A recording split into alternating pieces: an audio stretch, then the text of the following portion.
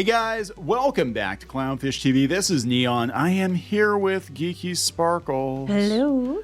And it's time for another daily dose of dismal Disney. We're not the only ones that thinks Disney is in a dismal state right now.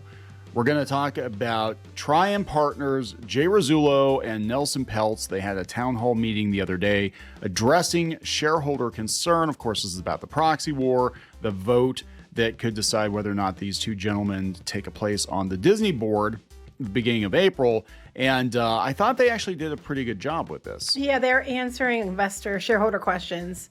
And I thought they clarified a lot of things, and they had some very good things to say. Yeah, so we're gonna talk about this. We're gonna react maybe a little bit to this stream that they did. It was kind of staged. It was very staged. It was basically like a video version of that 130-page white paper that they dropped the other day. But yeah, they're saying, hey, they're not out to fire Bob Iger. They just think that people who actually care about Disney should be involved in the future of planning Disney. It's not just that. The shareholders on the board, there should be some representation on the board. And there really isn't. And a lot of the shareholders that are on the board don't have Disney stock or don't have very much stock. And it's no skin off their nose if it doesn't do well. You know what I mean? Right. And that came up again. I mean, they're talking about the people on the board currently. Jay Rasulo, who was at Disney for 30 years, he was a CFO when he left. And he's like, I don't even know these board members. Like, I don't even know who these people are, but they run other companies or whatever. And he's like, we need people that actually are here to steer the ship for Disney. And, you know, they sung the praises of Disney. I mean, for all this, you know, Disney trying to case build that these guys want to come in and disassemble the company, it sounds like the opposite. They want to come in and fix it and pivot back to where Disney came from. They said nothing bad about the board people. Even like Peltz said about the board, he said that they're all a bunch of smart, really smart men and women. It just doesn't mean that they're the best fit for this situation. And they never said anything derogatory, which is kind of refreshing because Disney people keep throwing shit. I love this headline. Jay Rasulo wants to return from the sidelines. Disney says his perspective is stale. I'm like, yeah, Disney, because you know all about stale, don't you? You want to talk about all your live action reimaginings and remakes? You want to talk about your box office failures? You want to talk about your theme parks that's going to get their asses kicked by Universal because you don't want to, you won't update anything, and what you're updating it is other countries where they're paying for part of it. And I'm sorry, a Tree of Life show at a Country Bear Jamboree, new music that's all IP, is not going to fix your situation. No, and that came up in that came up in that white paper. And it's funny because one of the things that stuck out to me during this conversation, we might play that bit, is Jay Rasulo's like, he keeps getting phone calls from people that are like, do you know what's up with Disney? Why is Disney so broken? He's like, I don't have an explanation for you. I don't know what's going on over there. You know, and he left at 2015. I would say 2016, 2017 is when we started to notice a change in Disney. And it's just, he's going to talk about that and what he did when he was there and stuff. But I just love that Disney's trying to throw shade about things being stale. And I'm like, meanwhile, they're too busy trying to be, you know, the Tumblr of companies. Yeah. And it's been met with dismal results. Yeah, well, their stock is tumbling down. That's I mean, it's up a little bit, but it's still nowhere near where it should be.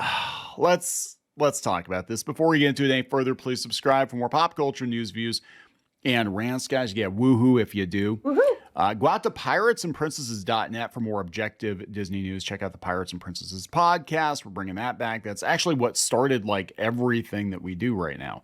And we covered Disney for years. Yeah. And right now, Disney's stinky. They are stinky. But you know what's not stinky? What? Scentbird. Scentbird isn't stinky. That's right. Yeah, guys, we have to give a shout out to the sponsor of this video, Scentbird. After this message, we're going to continue. Hey guys, this video is sponsored by Scentbird. We talked about Scentbird previously. It is a subscription service. It costs about $17 a month, and they have about 700 different perfumes and colognes you can try to see what you like before you buy. Actually, we talked about this before, and you can see some of those scents here. That's the one you like. That is the one I like. It smells like a really clean smell. This one is, was it Boko? Sea salt and caramel. Now this one has notes of, it's a spicier scent. So it's got lemon, sea salt, pink pepper, seaweed, and salted caramel. If you like spicy scents, you'll like this one. The next one is the Perfumer's Story. And this one is more of an amber scent, but it actually smells kind of like a nice baby powder, or like it's a light, airy scent. It's actually quite pretty. And this one has amber, sandalwood, and musks. So it's a more musky, you know, baby powder, gentle scent. After the last time we did a sponsorship, I actually went and subscribed to this as a Pinky Boo. And this is the current month I had gotten. It is Special Moments by Catherine, I don't know how to say that, Malandrino, but it's like a really cute scent. They tell you the card, look at your card, and then they'll tell you what the notes are. Like it's citrus peel, plum peach, honeydew, white musk, amber crystals. It has like a really nice, light, summery scent. When they arrive, your initial order, you'll get these little cases, and then if you open the case, you'll have little vials you can pop in and out. Okay, like this. And you'll put it in here, and then you'll just snap it back together. After your first month, you'll get your Scentbird in a little tube, and you can pop it out. This is the one I had for the month before. And you can pop it out and pop it back into your cases and take it with you. So you can store them in these when you're using your case for a different fragrance. I love it. It's really great because you're only paying like $17 to try a scent before you spend a lot of money to buy one. Pinky Boo's already gone and bought some scents because of the ones she tried. She liked them so much. I recommend it highly. Squid King used it too. We actually use this product. So if you go out to the Scentbird website, you can get 55% off for your first order. So it's about a little more than like $7 a month or so. And you can get started. You get to pick what you want. And they'll send you each month, you'll get to choose your choices out a little ways, like a few months at a time. And each month they'll send you one of your choices. Again, I really like their selection. You have a lot of different kinds of scents. There also are reviews from other customers, so you can decide from that if it's something you think you'll like or won't like. So thanks to Scentbird for the sponsorship. If you want to try it out, use Clownfish55 to get 55% off your first month at Scentbird. So that code again is Clownfish55. All right, guys, thank you so much for listening to our sponsorship, and thank you, Scentbird, for sponsoring this video. So yeah, we're going to talk about the stink that's all over Disney right now. And it is the stink of failure, and you don't want Disney to be associated with failure. No. So let's talk about this town hall meeting that they had. It was actually on the website, restorethemagic.com. And it was very, well, at least the presenter was very scripted. She was very, she had her bullet points. And these are, again, all a lot of bullet points that they outlined in that 130-page white paper. And they're just trying to make a case as to why they should be on the board. And listening to these two guys in person, I was already sold on Jay Rasulo, but even Peltz, like you can kind of hear it in his voice. Yeah, I'm more sold on Peltz after this, for sure. Yeah, because people tried to paint him as like, oh, he's just some miserly old guy that wants to come in and disassemble Disney. And it's like, no, he's like, this is America. I think he's where we're at. Yeah, I honestly do. Like, it was great. I loved it. We loved it for years. Big part of our lives, big part of America. And now it's kind of turning into something completely different. And it needs to get back to what it was. That's where we're at. Yeah, they brought up that like when you go see a Disney movie, that you shouldn't have to think about whatever the political messaging is. You should just go to the movie for an hour and a half, 2 hours, and anybody you could take your kids and take your kids to it. You don't have to worry about it, and just park it and watch this movie and just enjoy your time. Go to the theme parks, same thing. And they're like, that has changed. Disney's gotten very heavy-handed with the messaging, and Bob Iger has admitted it, and that's a big reason why a lot of people are tuning out from their movies. Plus, they're boring and they suck. But they do suck. That's a big problem. So where do you want to go with this? Did you want to play any of it? I have actually broken some of it down, but not all of it. So. Okay. We'll pick a spot. We're going to play some of it, react to it. And this is going to be a long video, just so you know. It's going to be a long video. Okay, let's start where they actually start asking questions. Peltz introduces himself and Jay Rasulo. Before we get to the questions from shareholders, I want to remind everyone who has questions about voting mechanics. Okay, they want to make sure they understand. People weren't understanding what's going on. Okay, so most people are going to get the white sheets or whatever. The thing from your stock for Disney stock is going to be the white one. So all you need to do is you need to go and pick these two. So you can vote for. You don't want to vote for Ms. Lagomacino or Mr. Froman on the Blackwell candidates. They said you want to like withhold on those ones, and vote Peltz and Rasulo instead. Yeah, the Blackwell, oh God, the Blackwell thing is so weird. So they're the ones that actually want to divide Disney into 3 different companies. That's a stupid idea, and I don't agree with that at all. I don't think anybody that, the 2 brain cells would agree with that. But it seems like they're kind of thrown into the mix to maybe take some of the votes away. I don't know. But they wanted to explain that you're going to get probably something from Disney themselves, or if you're through a mutual fund or something, you're going to get something to vote. And it's going to be like a page, and then it has different things you can vote for. If you go to the Restore the Magic website, they explain it better on there. But that's what you're going to do. To visit restorethemagic.com, There where there's an FAQ that will explain. You can vote for. Get a blue card. Okay, we're just going to skip ahead to But questions. at the end, everybody was thrilled that I was there. Okay, So they what were we talking bring about, is- he was talking about, we don't have to go back. What he was basically saying was they're talking about what they bring to Disney. And he said that he was on other boards, and he said that, sometimes that he's invited, other times he has to challenge to get on the board. But after he's there for a while, people are happy he's there. So he says. Okay. So he that's says. what that's about. is the necessary skills and experience to help reverse the trends. And Disney has had a lot of failures, a lot of negative trends. Yeah, so we talked about that. We talked about Disney's failures at the box office, especially. They bring up later in the video, I'm not sure exactly where it is, but they talk about the theme parks being such a huge part of Disney's bottom line, and they're really slacking off in that regard. I mean, you've got Epic Universe coming next year. They're bringing Mario, and it's like the most impressive looking theme park that I've seen built stateside ever. Since the original Epcot. And they're like, oh, yeah, well, we're just going to reskin Country Bears. Yeah, I know. Right? We're going to reskin Splash Mountain. Test track. Yeah. I forgot about Test Track. Yeah. Like, that's not going to work, guys. And I think we've got the understanding, the knowledge, and the incentive to change that. I mean, one of the things you have to do when you get on a board is to make sure there's an ownership mentality. Here we go. Because the people you are representing all own stock.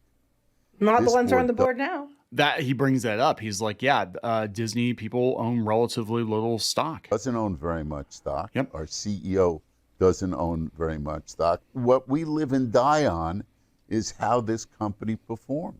I think what I bring, what Nelson, of course, brings, is independence, experience, a sense of urgency, and incredible passion for this company. I am so passionate about this company. The only thing I don't like about my Disney experience has been in the last 5 years. When old friends and colleagues call and say, what's going on at Disney? I say, don't ask me. It's killing me. So Wow. That is telling. This guy was at Disney for 30 years. 30 years. And 15 of those years, he talks about later, he was, the last 15 years, part of it, he was in charge of theme parks. He started Euro Disney, and then he was in charge of theme parks. And then the last bit, like the last 5 years or so, he was CFO. Yeah, I think this is him opening Hong Kong, I think. So yeah, it's just like, he's like, yeah, it's killing me. Because of course they would ask him, because he was at the higher echelon of Disney. And we've heard this story from so many people that were involved with Disney at some point in time. They're like, yeah, it just kills me to see the company in this state. Well, a lot that's of them. where we're at. Yeah. Like, like you hate Disney. It's like, no, I don't No, we hate don't. Disney. Disney is very important to me and to you. I know, like for me, I grew up going to Disney World. It was like we were always excited. We would help my parents save money. They had a big spiral staircase in our living room. And the middle part with the straight up and down pole was hollow metal. When I was a kid, there was like a piece of plastic at the top with a slot in, like a giant piggy bank. My parents just kept putting money and change on that pole. And then every year or so, when we would get ready to go, they would empty the pole and they'd take all the money to the bank, and they would just save and save and save so we could go, because it was like a big deal for our family to go to Disney. I grew up going to Disney. I grew up watching Disney films. I mean, we were huge Disney people. Our kids, same thing. We took them to Disney. They grew up watching Disney movies. We liked it so much that you said, hey, I want to keep going to Disney. Let's find a way we can go for free. And we found it. So, We did. It was weird because, kind of how we started doing the podcast and started doing the websites and stuff. We were doing webcomics before that, but we started doing this stuff full time was I got laid off from my marketing job. And it was like, yeah, let's find a way to go to to basically get paid to go to theme parks and get paid to go to Disney. And that's kind of how we started It is possible. We've done it. Yeah, it's possible. Until they don't like your opinion, and then it's not possible anymore. But the people that worked at Disney, most of them are normal. I mean, that's the thing. People keep trying to paint everyone that works at Disney as being these like super far left activists, people. And it's like the majority of people I dealt with at Disney were solid, everyday American people. Well, you were the one that was considered the left when you would meet with them. They were This watching is Fox true. News, and you're just sitting there like, I don't watch Fox News. This is true. I remember one of the marketing PR hoedowns that we did, and this would have been about 2017-ish or so. Most of these people were probably forced out, but that's They probably were. A lot of them were older, but this would be the people up the ladder in the marketing departments at Disney World. And I remember we went to Blaze Pizza for lunch, and there was probably about 15 or 16 of us there, and they were all talking about Tucker Carlson. They were all talking about Fox News and everything going on. And I was the odd man out because I'm like, I don't watch the talking heads. I don't really care. I'm just here to ride the roller coaster and eat pizza. That's basically it. But yeah, there were a lot of conservative voices, especially at Disney World, and especially higher up the food chain at Disney. So, I mean, Disney's gotten this reputation for being like super far left activist company. And that is coming from Bob Iger and the handful of people he's put in, I think, in California. And I think this is the reason why a lot of people have left on their own, is they're like, I can't hang with the way the company is right now. But most of us, whether right or left, we just want Disney to go back to being Disney. Yeah. All right, let's continue. I think we have a lot to add to the board. Nelson knows how to mobilize a board. He's done it with 1 seat. He's done it with 2 seats. And it's all it takes sometimes. I mean, these are smart men and women, incredibly successful. They just need an ignition. They just need somebody to be speaking the truth. Why should I exactly. withhold on Michael Froman, Maria Elena Lagomasino, and all 3 Blackwell's nominees? Here, real quick. I can answer this real quick so we don't have to run through the whole video. Basically, they're saying with her, she is behind like the executive pay. All right. Oh, and they're like, executive pay is high, and the board, and they said they're like the biggest company where the shareholders don't have a say in executive pay. And while their pay gets raised, the shareholders aren't given compensation that's kept up with that. Like they get all this extra money to sit there and ruin the company, but shareholders aren't getting anything. Like they aren't sharing. They share in the highs and the lows, and the shareholders have been all getting the lows and not the highs. So basically, he's saying in her case, it's because the executive pay, and we aren't getting as shareholders what we should be getting. That's that first part. The second part, Froman, they say it's because he's in charge. He's one of the ones that are in charge of succession, and we aren't getting any succession plans. In fact, they just extended Iger again, and they haven't given us any succession plans. His wife is the one that's friends with Iger's wife. Okay. So, I mean, that's what I've heard. Don't quote me on that, but that's what I've heard. And I think that has something to do with it too. Like some of these people are ones that I think are Iger's, people he can control a lot too.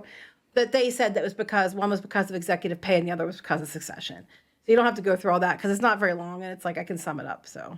All right, let's see if we can get back into things that matter to our viewers here. Jay, why don't you get started? Well, first and foremost, I think we believe in delighting Disney fans. Amen. And, Yep. Yeah. and that delight at Disney creates an incredible commercial flywheel. It is unique to the company. So they talk a lot about this. They basically talk about the flywheel, the part that makes Disney go, and they talk about creative being, and they talked about this at length in the white paper too.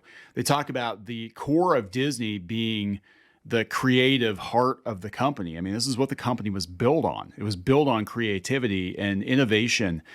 And he's like, Disney's getting its butt kicked on like every other company is out Disneying Disney, and they're not making new things.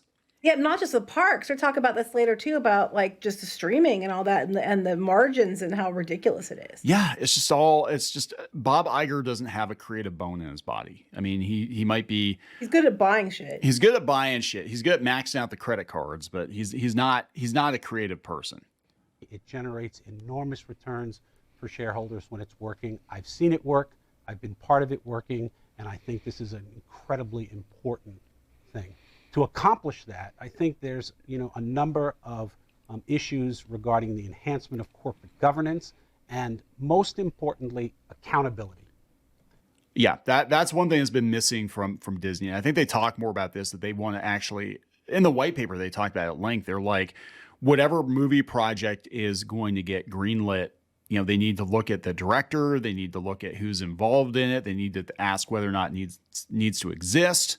They need to ask whether or not it's going to be entertainment or agenda. Right. Which I mentioned several times. Yeah. And that comes up again and again.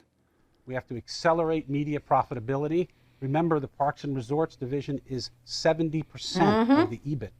70%. Yep. But they're putting duct tape on the theme parks. Yeah, they're not upkeeping them. They're promising $60 billion. I don't know where they're going to pull it out of, for one. And he brings it up later, too. He's like, but you're not saying what you're spending it on. It could just be they have to pay $60 billion so their rides don't fall apart. Who knows? Well, that's the thing. I mean, that is one thing about Disney, because Disney World is so big. Just maintaining what you've got becomes harder and harder. So if you build another park, you have to maintain that park. But I mean, again, Universal's eating your lunch. People are talking about planning trips, booking trips, going to Florida to go to Universal. And if we have some time, we'll go to Disney too, but we're going mostly for Universal now. Of the Walt Disney Company. It means that the other media divisions are actually doing worse than peers, far worse, but that in aggregate with the Parks and Resorts profitability, they look a little better. Regardless, Razzle-dazzle. Yep. that business only has a 6% rate of return when competitors in this space have margins of 15 to 20%, over 20% in the case of Netflix, and that margin is 7% at Disney. 7% return on their streaming media. That's pathetic. There's something fundamentally wrong there. I think that bears repeating. Netflix did over $30 billion in revenue, generated about a 22% margin. Okay, people say, well, that's just because it's streaming.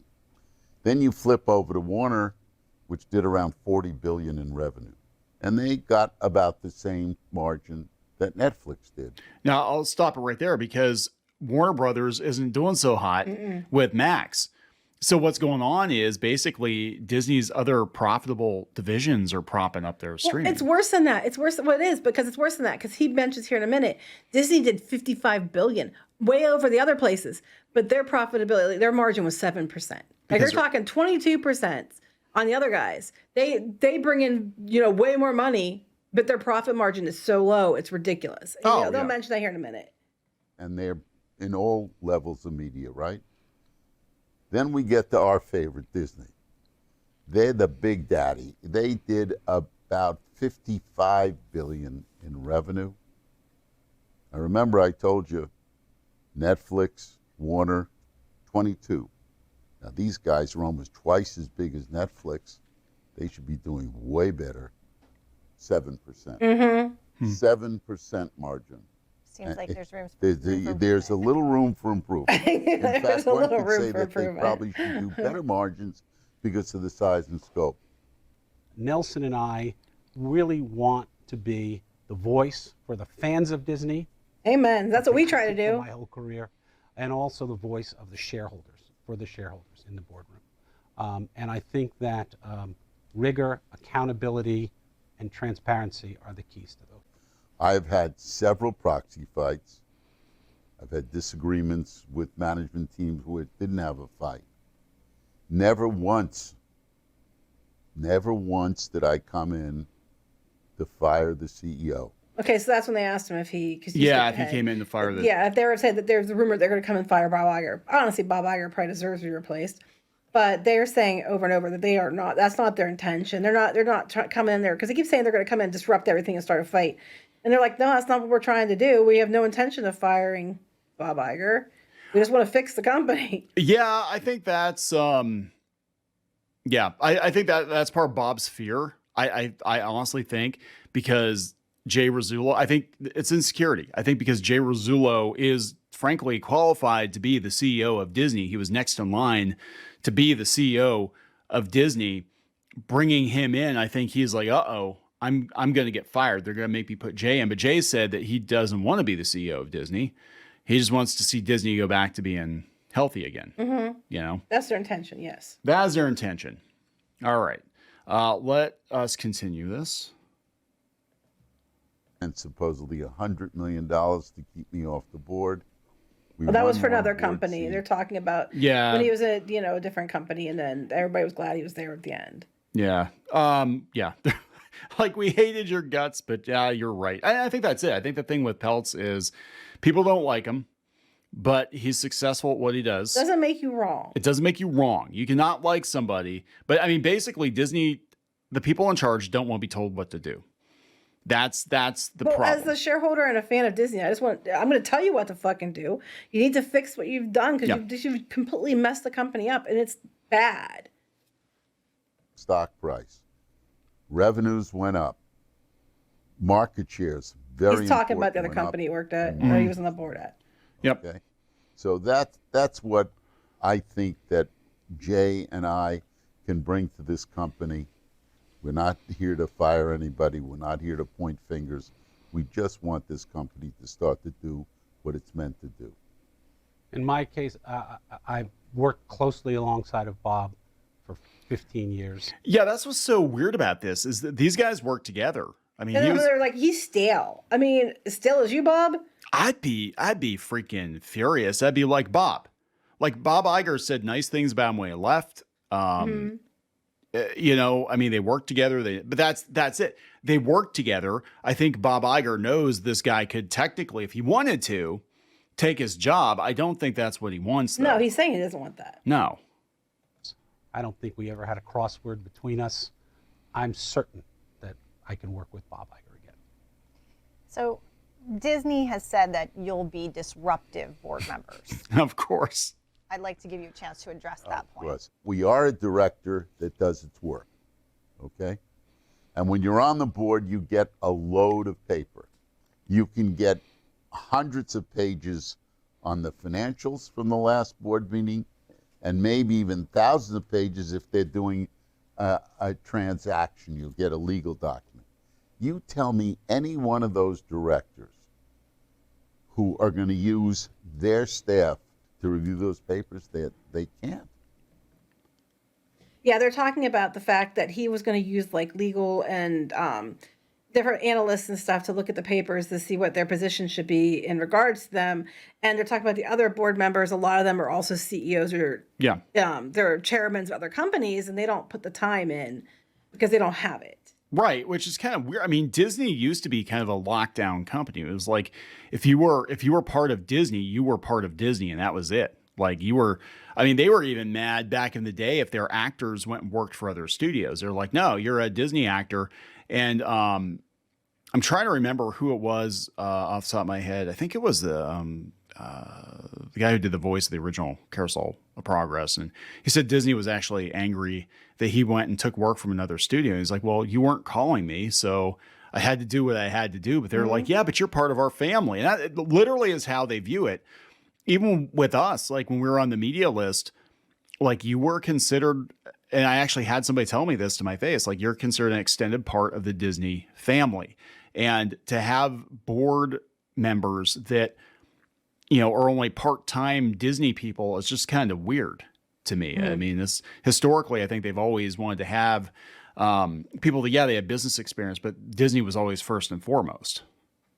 We have confidentiality agreements signed by our shop, and our legal team looks over all the contracts. Our actors we'll get back to Rasulo. Well versed, and we have an argument.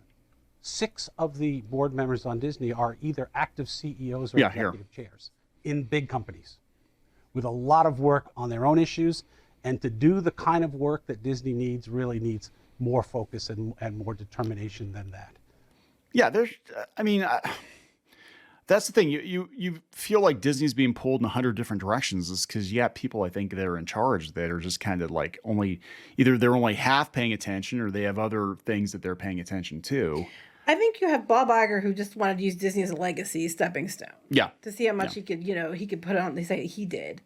You have a bunch of properties acquired and mismanaged. You have a bunch of people that are vying for positions in the company or getting elevated positions in the company based on checkboxes and things like Reimagine Tomorrow, and not because necessarily they're qualified or because, and then when they get there, they want to push certain agenda things to the forefront, as we've seen over and over again with the things we're coming out with the movies and shows. Now, I'm not saying everything is bad. I'm just saying that a lot of times they want to do it in lieu of entertainment instead of the fact that you can be very subtle and included in entertainment, but make entertainment first and foremost, and they just want to hit you over the head with it. And people are just getting sick at Disney. And even if something's good, as soon as they, like, okay, the Marvels, people said it wasn't as bad as people said. But as soon as they saw the Marvels were coming out, and it's like girl power, it's 3 women, they're like, no, we're out. Not because it was bad necessarily, but because they just knew what to expect. Yeah. And they're like, nope, don't care. Yep, pretty much. They're just like, yeah, I'm out. I mean, a lot of people now, they're like, anything with Disney on it, I'm out because I know it's going to suck. That's their brand. Yeah, and it's going to be a bunch of stuff shoved down my throat, and then I'm going to be told I'm a bad person if I don't like it. Their brand is suck. That is Disney's brand. What about the argument that you are just stand-ins for Ike Perlmutter and there's too much personal animosity to function together? Wait a minute. I want to say something real quick, though. The Ike Perlmutter thing, it just annoys the hell out of me because I'm not a big fan of Ike Perlmutter. I've made that clear. Like, I think, he can be a butt sometimes. But that being said, he was siding with Peltz before Disney fired him. Yeah. Like, when Peltz was threatening to do the takeover last year, or do the proxy battle last year, Peltz came out and sided with, or Perlmutter came out and sided with Peltz. And then when Peltz, decided not to pursue it, first thing Disney did was fire. One of the first things they did was fire Perlmutter. So if they're going to argue that he is mad, and that's why he's helping Peltz, why was he helping Peltz before they fired him then? Like, you know what I'm saying? It's like, that doesn't make sense because he was already backing Peltz before they fired him. And Iger fired him because they think because he backed Peltz. So who's the one being an animosity little bitch? Yeah, he did that because, again, I think Iger knows he could be replaced. I think Perlmutter was a threat to him. I think Jay Rasulo is a threat to him. And that just shows me that Iger is incredibly insecure. He made a lot of huge mistakes. I mean, I'm sorry, that Fox deal, the biggest, dumbest, stupidest business decision in the history of Disney. Massive bonehead move. Let me answer that. We have a very big investment. That's a silly argument. Yeah, it is. Very silly. It doesn't even hold water. We're our own people. We don't carry people's water. I certainly don't. And I have absolutely no animosity towards anybody on that board. I don't actually know any of them. That in is this interesting. Process, I did not overlap when I was an executive of the company with a single board member other than Bob. And not a single one has reached out to me, texted me, written me, asked me why I'm interested in doing this. Yeah, that's weird. What I think I can add. No contact. Because they don't care about what you can add. They just care about keeping their own position. Like, they don't care. I mean, they don't care if you be additive, not subtractive. They just they're just afraid you're going to take their biscuit. Yeah. The crumbs at this point. And that's weird. The fact that Disney is so hostile toward these guys, when again, it's one of their own people. And the board doesn't have stock. Doesn't have much stock at all. And they're being this hostile. Yeah, I know. It's just very odd. I mean, if you really cared about the company and you care about the state of the company, I'd be like, oh, somebody that worked for Disney for 30 years during its most successful modern era. Yeah, let's bring it back. Or just at least ask him, talk to him. I mean, I don't think there's anything wrong with reaching out and asking him, well, what are your thoughts? Yeah. Maybe you could learn something. Yeah, I'd just be like, okay, you were with the company for 30 years and it was a lot more successful when you were there. What do you think we should do differently? That's a pretty easy, yeah. Well, he would have been there when it was in trouble. It was coming out of being in trouble. Mm-hmm. And throughout, when we had 9/11 and all that crap, when, things went down and they had to cancel some of the building and stuff. Yeah. To when they started coming back, he would have been there through all of that. Yeah, and I think he was in charge of the parks then when that happened. So, I don't know. It tells me that, you have people that are more concerned about keeping their position than the health of the company. This is a question for you, Nelson. Okay. Why do you love Disney? I have 10 kids. Okay. Let's start there. Yeah. And he's busy. One of the greatest treats I could give to my kids, one of the great promises I would hold out if they did well in school or did well in their sports, was a trip to Disney. And a lot of families wish they could do that, though. Yeah. Yeah. I mean, because it's unaffordable for most people. Well, now it is. I mean, Well, the reason our kids got to go as much as they did was because we saved, or because we got to go because we worked for Disney. Well, not directly. You know what I mean. It's a complicated. It's a very complicated. It's thing. a complicated relationship. But like, look, when I'm telling you that they actually consider you part of the extended family, I'm not even joking. I'm not even kidding. They literally do, and they will tell you that. And there is that understanding when you're on their media list. It kind of is like the Mickey Mafia, but the food's good. The perks are nice. Cupcakes are okay. Cupcakes are okay, but then it started to get weird. Okay. It started to get weird. There was a definite difference between when we first started doing that and toward the end, where everybody was just like scared. You could just feel the fear, you know. And I don't know what changed, but yeah, definitely the culture changed over there. So, and because I love to see the smile on their faces, and it was great. The problem is when I go to Disney, I said historically, I'm seeing the same rides I saw. Yes. When my 40-year-olds were 15. You know? Yeah. But they're not building new I stuff. do love Disney. Well, Epcot's not. It's part of America. You know. Yeah. I mean, the rides were there when his 40-year-olds were 15. Some of them are not the same at Epcot. Unfortunately, some of them, I I think some of the changes were for the worse, but yeah, because I think we're probably close to the age of his kids then, and I can tell you. yeah.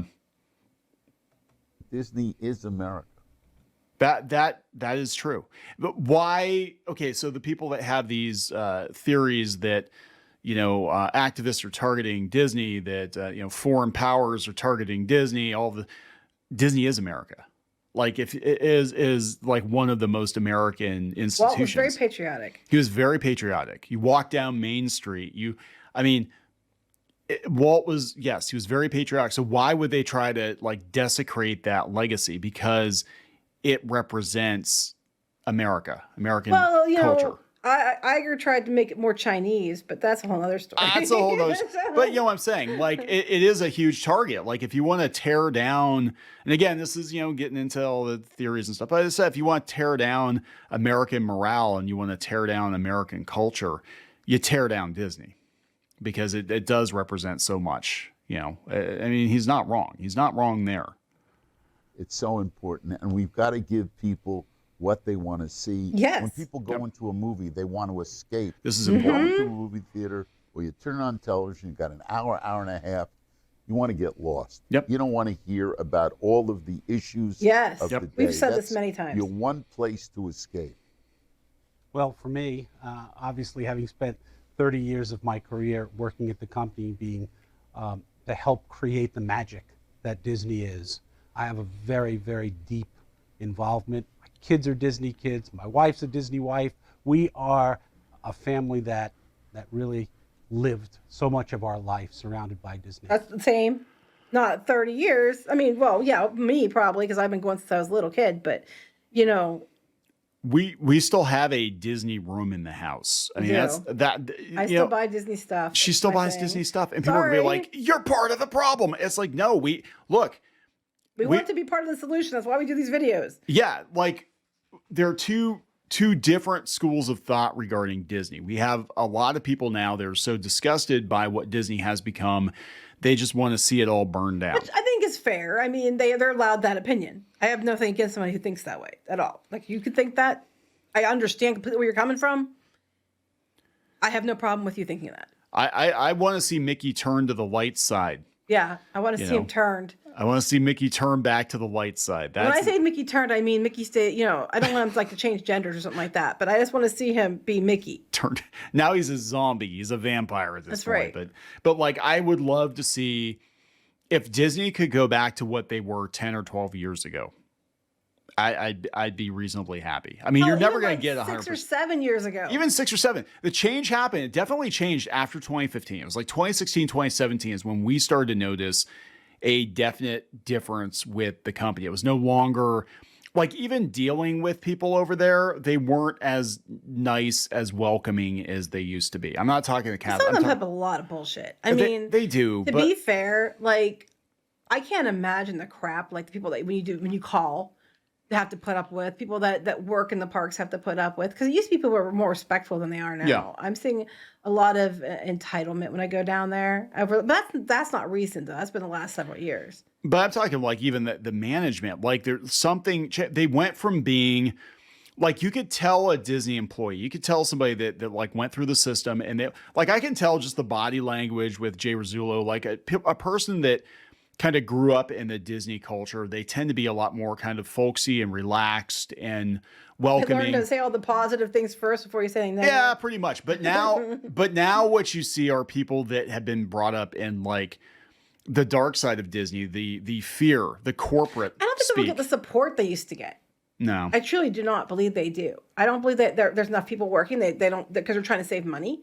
So they aren't, I don't think, hiring enough people. I think they're putting a lot of stress on the people they have left. You're always worried, like, oh my God, are you going to start cutting more jobs again? You know, what are you going to do next? You don't feel secure like you used to be, like, we're part of the family. But then when push came to shove, when the pandemic hit, they laid them all off. You're all family, and then they started referring to them as employees. That to me, that signaled that was the biggest single shift, I think, for Disney, was when they started referring to their cast members as employees, and they got rid of people that had been like in Epcot for decades, and they just like were like, yep, just don't know where you're going to go, but you can't stay here. And Universal actually kept them on, and the cast members had to defend for themselves. I mean, that was just completely appalling, because a decade ago, I couldn't have imagined them doing that. They wouldn't have done that. I don't think they would have done that, but here we are. This is not the same company. I had the opportunity to open up Hong Kong Disneyland, to set 2 new cruise ships to sail, countless vacation club. But he has no experience. Property. I know. Property in Hawaii. Yeah. Ran Euro Disney. Disney runs in my blood. I love the company. So if you're successful, you'll be two board members among many. Will 2 board seats actually make a difference? Most definitely. You've got to be willing to devote your time. Yeah. I agree. What's your strategy to turn Disney's studio back to creating new original animated and live action films rather than an endless slew of remakes? Well, you know, that's a very interesting question. And interestingly, all the way back in 1960s, Walt said, you know what? I'm not a remake guy. No. I like to have new creative ideas. And in my time at Disney, there were so many new creative ideas that really animated the love of the company, the love of the brand, and that commercial flywheel that we've spent a lot of time talking about. So well, he would have been I there for the we need to Renaissance. Initiate. I don't know how they've lost their way. From the outside, it's very hard to see. No, it's not hard to see. A lot of the people that made it go, that made that flywheel go, they left them go, or they pushed them out. I think, well, that's just it. I think they replaced them with a certain type of person with a certain type of agenda. And I just frankly think a lot of people just want to piggyback off of things that already exist because they're too cowardly to make new things. And when they do make new things, they put the same people in charge of those that you have ruined other things, and then people don't want to see them. Yeah, and I mean, it used to be at Disney, like you would start at Disney when you were young, animation, or even Imagineering. You would start when you were young, and you would basically grow up and rise through the ranks of the company. And that's, you know, it was a destination. Disney was a destination for creatives. Like the greatest thing that you could hope to accomplish in your creative career was to go work for Disney and make a career for yourself at Disney. Early on, I wanted to be an animator. I even got accepted to one of the schools I took interns from, but I didn't end up going because it was mostly because it was so expensive. I couldn't afford it. But I'm glad I didn't, because then they switched everything to computers and changed everything. So I would have been 2D, and it wouldn't have done me any good. But I used to love Disney so much that I really wanted to do it. Now I wouldn't recommend it. No, and I think that's it. I think a lot of young creatives now, they're looking at the Disney system. They're looking at how poorly they've treated some of their animators, some of their creatives in the past, the legal battles and all that. And they're like, yeah, I don't want to do that. I don't want to work for them. I'm going to go work for myself. Plus, there are more options now. I mean, you actually can work for yourself. There are other studios out there. But the other studios, the other animation studios, are completely eating Disney's lunch at this point. Like Illumination. Well, they mentioned that. Yeah, they mentioned it. Like Disney's basically dead last in animation at this point. But with 5 losers in a row in the box office, they certainly have lost their way, and undoubtedly lost their way as their their treasured place in animation. Yep. But I think we need to have a board-led review of the process, of the people, of the structure that includes a view of studio operations and culture. Something's been lost. Okay. By the way, it's not the first time it's happened. Okay, studio operations and culture. Culture. What I mentioned later on about how toxic the workplace is at Disney. But let him finish what he says here. Just wait. Yeah, he says it's not the first time it's happened, which is true. At Disney, and it is fixable.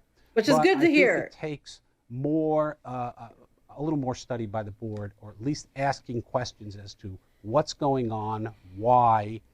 It's like you've got to have direct accountability. Well, here, just pause for a second. It's like a tree. If a tree is like or any kind of plant, it's got places on it that are like rotting or decaying. You don't want to leave it on there. You know, it's going to fester the whole thing, or like a wound or anything like that. And I think that's where we're at. They're letting the bad apples ruin the whole bunch kind of thing is what they've done. And they need to not do that. Make it feel like Walt used to say to the cast. This is about the theme parks. Every day ought to feel like opening day here. I want somebody that arrives to feel like this is opening day, and it's all bright and shiny. So I think there's always that balance. But, you know, when I was running the parks, we used to put together a plan that had a mix of those things I just described, and it had a price tag. We priced out each one. Yeah, they're talking about Genie Plus. A Genie Plus and how confusing it is now. Even just in the time since we started covering Disney, it used to be like, well, this is what your ticket costs, this is what your hotel cost. If you want, they upcharge for fast passes, but now every day has a different price. Every day's got a different price, and I remember when that came in, and they started charging for parking. It's like you're already paying a premium for the hotel. Why do you have to charge? They reversed that, but still. Yeah, they reversed the problem they created. You know, Iger created that problem. They said, "Oh, look, guys, we're not going to charge for parking anymore." They probably charge an extra $25 a night for the hotel room then. To senior management and ultimately the board, and say this is what we need over the next 5 years. But that process, when they did their investor day, they threw out $60 billion. Here's $60 billion. There wasn't any timing. There wasn't any product. 10 years. No one gets excited by hearing we're going to spend $60 billion. No. People get excited by hearing we're going to have this new attraction, this new show, and we're going to do this. Yeah, $60 billion, they could build multiple theme parks on par with Epic Universe. He did not say, and he said it was going to take him, 10 years. And we're just in the planning stages right now, guys. And he's like, oh, we got lands we can develop. We've got some blue sky stuff we can do. But it's like by the time you get around to it, because it takes Disney forever to even build one roller coaster. By the time you get around to doing it, Universal's already eaten your lunch. And that's for all their parks too. So that's not. That sounds like a lot. For 10 years, that's only $6 billion a year for over 10 years. Yeah. And then they have how many parks? Oh yeah. So this and that, and I feel like that's what drives the business. That's what drives the excitement. That's what creates the urgency for people to come and visit and have a great time. But what's really happened is that most of what they've announced has to do with new pricing schemes. We used to have fast passes. Now you got to pay for them with this new system, Genie Plus, but you have to pay for it. And it feels like guests and many people I know who go to the park tell me, boy, I really felt like every time I turned around, they were nickel and diming. Yes. And that leaves a very bad taste in people's So they just had an article that came out. They did a study. They said Disney World is the biggest ripoff in America for vacation. Well, I've talked to people that just went once, and they said they went to Disney and they didn't know anything about, happen to have this other stuff. And they went in there and they spent so much money to get in. They didn't know about, I think at the time they just had fast passes, which were free, but they didn't know how to use it. But even now it's worse because now you pay for Genie Plus. But they went in and they said they only got to ride 2 or 3 rides because they didn't know what to do, how to use it, how to get on anything. And it was so complicated. And now you have Genie Plus, which costs even more. They said they'll never go back because they were so turned off by the whole experience. They never want to go to another Disney park ever. Mouths because it fights the magic. I was at a park earlier this year in Orlando, and the guys gave me a balloon. This is crazy. They gave me It's Mickey true. Mouse balloon. Yep. And it was a great balloon. But you know how much that balloon cost? $16. Oh, yep. I mean, Yeah. They were 12 just a couple of years ago. Well, pause for a second. I know our daughter, she wanted a balloon so bad. God love her. She wanted a balloon.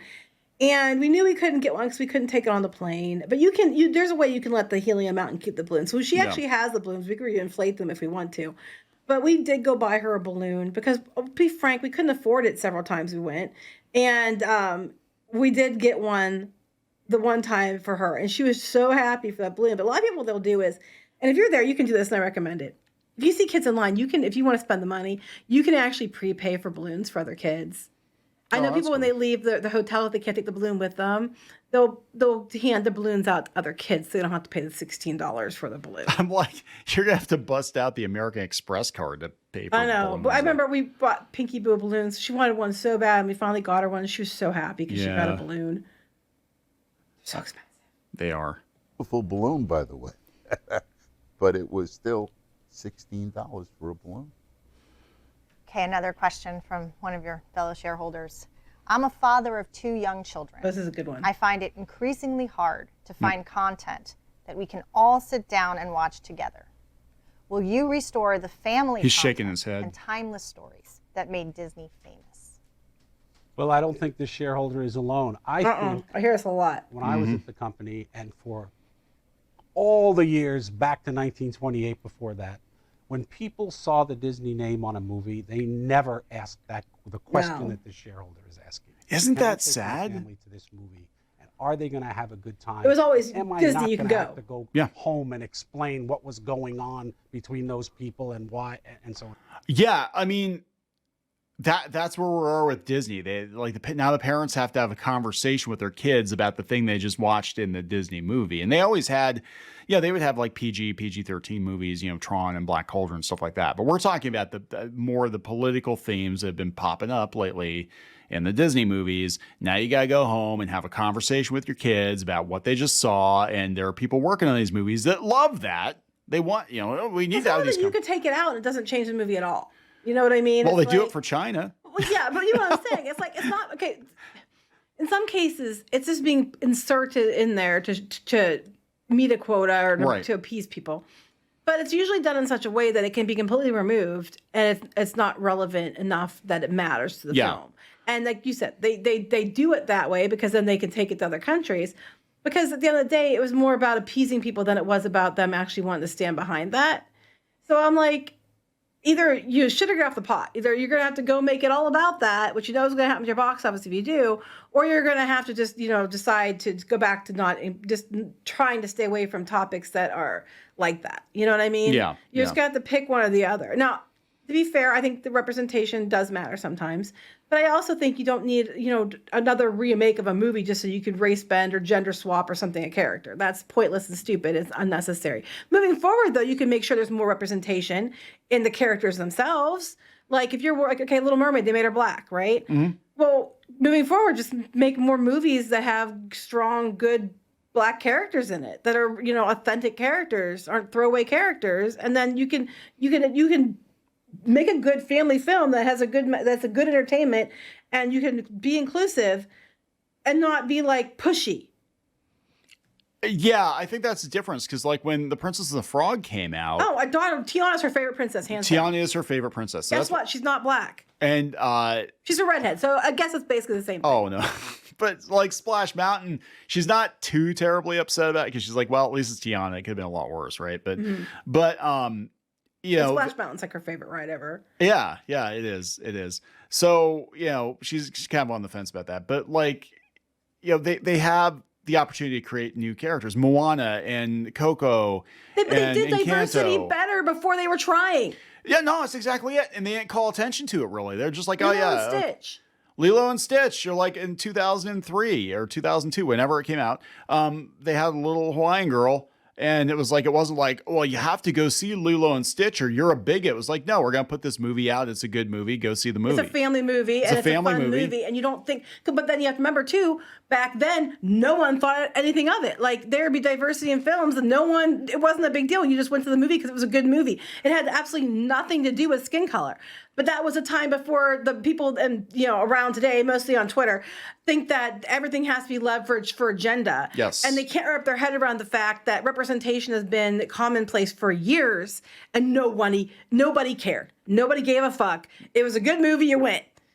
You're actually doing more damage to underrepresented groups by behaving the way you're behaving than you are if you made movies that were just diverse and that would just put them out there because they were good movies. But no, that's common sense. We can't have that. All right, let's go. It was guaranteed great family content. Now I think people ask that question. Guaranteed box office, Bob too. Iger himself has said, I think we've moved too far away from entertainment into delivering messages. Then why did he allow it? That's what people Why did he allow it? He wasn't there for part of it, but Lots still. about Walt, what he said, what he did, because it was a real guiding principle. And he wanted people to escape their lives when they came into Disneyland. Yeah. You know that from inside any Disney park, you cannot see any part of the outside world. Yes. And that is by design. Yes. There's actually something they call a sight cone. So you can, when you're seeing, here's the cone, nothing can be built within that cone that might be visible to guests when they're in the park. And that should be the same philosophy they use in their films, in animation, in live action. You come into the theater, you sit down, you leave all that stuff outside the door, and you just enjoy yourself for an hour and a half or 8 or 10 hours. That anybody can enjoy. Yeah. And I mean, they go on, they talk more about the stock and all that, but that right there, is it. Like, Disney is supposed to entertain you. It's supposed to be escapism. And Disney has become this battleground for pop culture. It never should have been. Not just pop culture, just like politics. Too. Disney put themselves there. They put themselves there. It wasn't like it came knocking on the door. It's like Disney decided they were going to get political. They were going to take a political stand on this or that. And because of it, given how polarized the country is right now, you're immediately going to alienate a part of your audience. But that wasn't just that. It was like people associated with Disney productions, especially Marvel, especially Lucasfilm. I'd say Lucasfilm especially. They were out there, Disney-owned companies, they were out there calling consumers bigots. And now we see, what's going on. People aren't going to the Marvel movies. They're not buying the Star Wars crap. It's all rotting at Ollie's. Like, I'm not even buying it. I passed on Ewoks, people. I know, she did. I'm even to the point where I'm like, it's too expensive. I don't want to buy original trilogy stuff anymore because I'm just like, not me. If it's Ewok, I'll buy it. It just bankrolls the new crap. Except for the new stuff. Except for the new toys because they suck. Yeah, and so that's it. I think Disney needs to go back to just entertaining. And these guys seem like they want to do that. And again, I mean, for anybody to say that especially Jay Rasulo, doesn't know what he's doing, he's out of touch. He gets it. He He grew up in that culture. He came up in that culture, 30 years working for that company. He gets it. And I think we've just have a lot of people in charge of the company that don't get it. They've lost touch with what makes Disney Disney. So we're going to wrap this up. Yeah, then you can watch the rest of this if you go out to restorethemagic.com. We're just running out of time. So we are running out of time. We've been going on almost an hour or so. Holy crap. Yeah, I have something else. We also have to be, so. Yeah, so let's wrap it up, guys. There we go. Hopefully Disney is forced to change. I would like to see them change back to what they were all these decades. Vote Trian, vote blue. Yep, vote for Nelson Peltz and Jay Rasulo. All right. See you later. Okay, bye. So thanks to Scentbird for the sponsorship.